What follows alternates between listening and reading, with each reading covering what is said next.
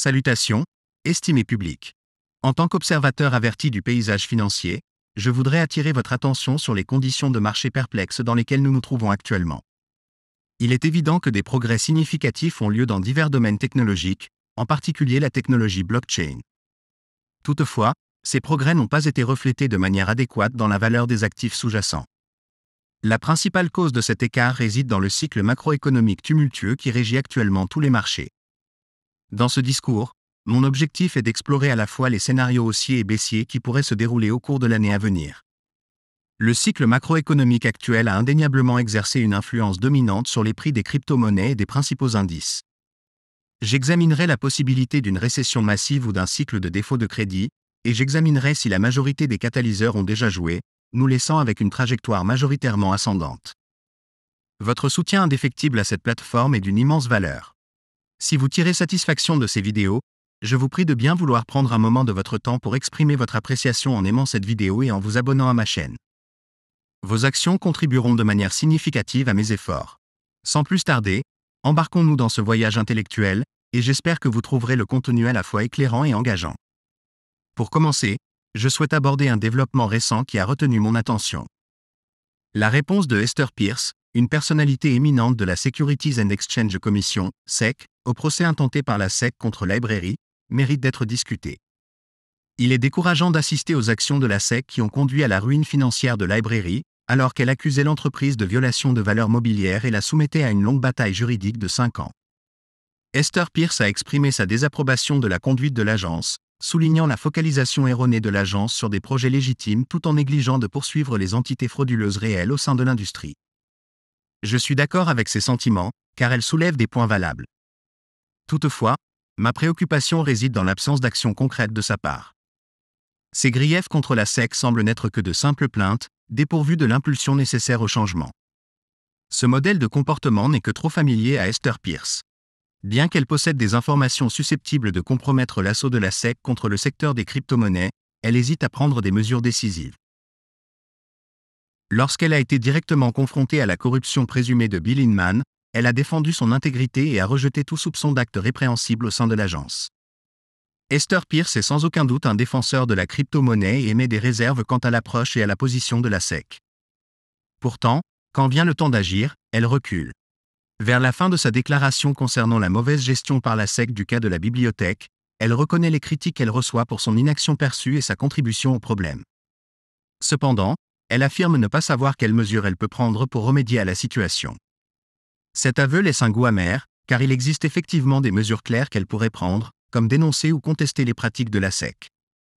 Hélas, elle choisit de ne pas emprunter cette voie, car elle est à la fois une partisane de la technologie blockchain et un produit du système institutionnalisé. Cette contradiction me trouble profondément.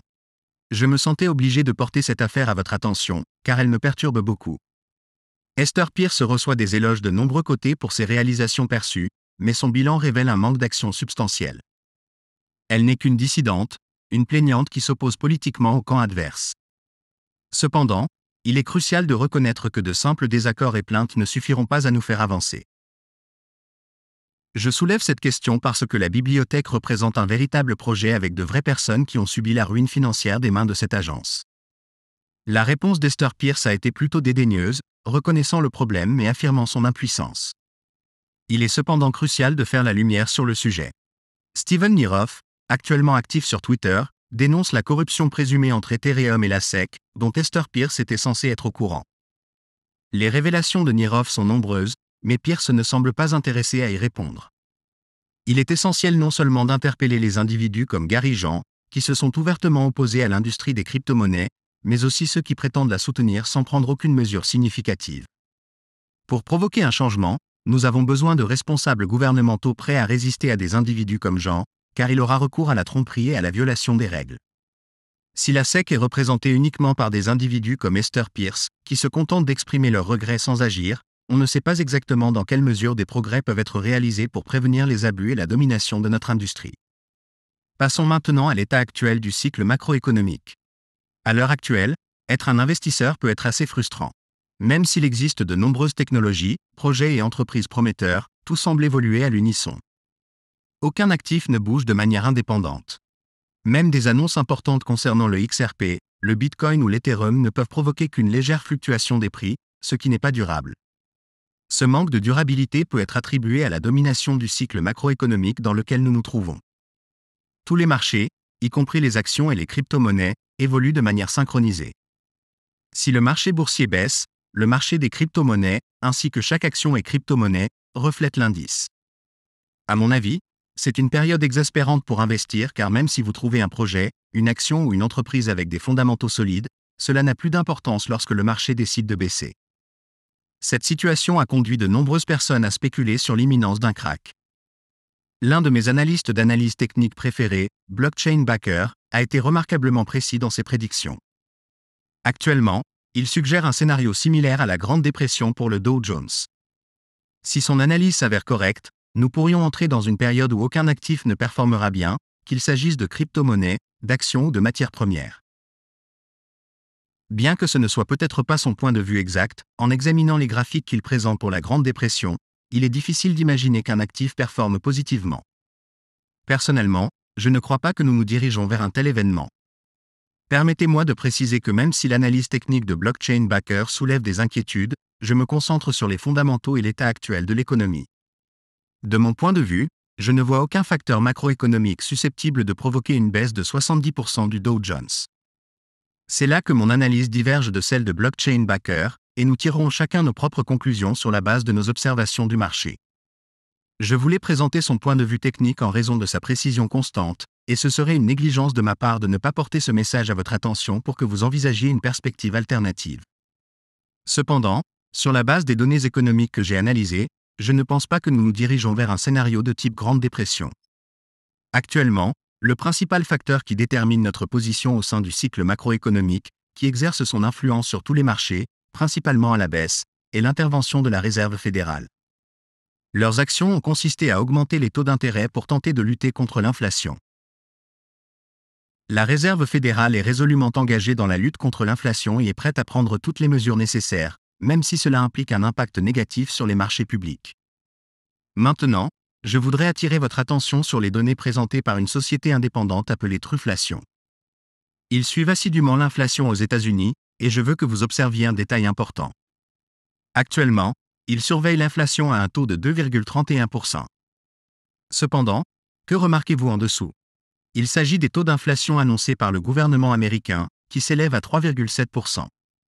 Truflation indique actuellement qu'ils collectent des données à un rythme plus rapide que le gouvernement et que leurs chiffres d'inflation sont considérablement inférieurs. Il est crucial de garder cela à l'esprit. De plus, gardez à l'esprit que la Réserve fédérale vise à atteindre un taux d'inflation de 2%, un objectif que Truflation a déjà atteint sur la base de ces données. Par conséquent, ce que je souligne ici, c'est que la Réserve fédérale lutte activement contre l'inflation, en employant diverses stratégies, notamment en ayant un impact potentiel sur l'économie. Jusqu'à présent, la Réserve fédérale a obtenu des succès considérables. Si les données de Truflation sont exactes et supérieures aux chiffres du gouvernement, nous pourrions nous rapprocher de l'objectif de la Réserve fédérale. Si nous sommes si près d'atteindre le taux d'inflation souhaité par la Réserve fédérale, il est possible que nous approchions de la fin du cycle macroéconomique qu'elle nous a imposé, au cours duquel elle a augmenté les taux d'intérêt. Maintenant, si nous considérons ces données et envisageons la possibilité que nous nous rapprochons effectivement de l'objectif de la Réserve fédérale, nous devons analyser les points suivants. Nous dirigeons-nous vers une récession ou une dépression? Les choses s'effondrent-elles? Récemment, nous avons reçu un chiffre de croissance du PIB de 4,9%, ce qui est vraiment remarquable. Ce nombre dépasse toutes les attentes. Si nous avions prédit que la Réserve fédérale augmenterait les taux d'intérêt à 5%, où en serait le PIB? Très probablement, il aurait été projeté à moins 4%, indiquant une dépression ou une récession. Cependant, nous constatons aujourd'hui que l'économie est bien plus résiliente que prévu. Malgré les efforts de la Réserve fédérale pour lutter contre l'inflation en augmentant les taux d'intérêt, qui se sont révélés efficaces, le PIB et l'économie dans son ensemble n'ont pas souffert autant que beaucoup le prédisaient. Alors, sur quoi est-ce que je souligne ici? Je souligne le fait que beaucoup pensaient que la Réserve fédérale devrait créer un scénario ressemblant à la Grande Dépression afin d'éradiquer l'inflation. Cependant, ce que nous avons observé jusqu'à présent, c'est que la Réserve fédérale a réussi à freiner l'inflation sans déclencher de graves récessions ou dépressions. Par conséquent, ma thèse est que le pire est peut-être déjà derrière nous. La Réserve fédérale a déjà atteint son objectif d'inflation ou est sur le point de l'atteindre, et les hausses de taux d'intérêt les plus importantes sont probablement derrière nous, sans pour autant nécessiter un ralentissement économique catastrophique. S'il est vrai que certaines personnes bien informées examinent les aspects techniques et prédisent un accident imminent, il est important de considérer mon point de vue et la façon dont je perçois la situation. Cependant, comme vous le savez probablement, ou devriez le savoir, je ne peux pas prédire l'avenir, autant que j'aimerais le faire. Je ne peux qu'offrir mon point de vue sur la façon dont j'envisage le déroulement des événements. À l'heure actuelle, je suis d'un avis à contre-courant, estimant que les choses ne sont pas aussi désastreuses que beaucoup le pensent. Malgré la négativité ambiante et les temps difficiles dans lesquels nous nous trouvons, je crois que les choses s'amélioreront avant de s'aggraver. En conclusion, je voulais partager mon point de vue avec vous. J'aimerais entendre vos réflexions dans la section commentaires ci-dessous. Malheureusement, en raison de la présence d'arnaqueurs, je ne peux pas répondre directement aux commentaires. Veuillez noter que toute réponse prétendant provenir de moi n'est pas authentique. Je voulais clarifier cela. Quoi qu'il en soit, j'espère que vous avez trouvé cette vidéo agréable. Si c'est le cas, n'oubliez pas d'aimer et de vous abonner.